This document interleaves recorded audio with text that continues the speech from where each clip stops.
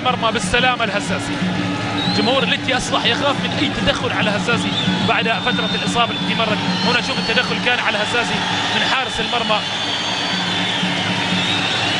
اوه بالسلامة بالسلامة بالسلامة. وهنا المدرب هدي يا رجل، هدي متقدم بهدفين وفريقك مسيطر، لا داعي للقلق، روق وهدي. مبروك زايد يتقدم الان، مبروك يا سلام يا سلام، وضحى بحرفية وضحى بحرفية على طريقة المهاجمين الكبار. مبروك زايد يا ضحى، والفرحة تأتي الآن أمام ناظري مدربة وأمام الجماهير، وفرحة كبيرة جدا. هدف أغلى من كل هدف، هدف أغلى من كل هدف.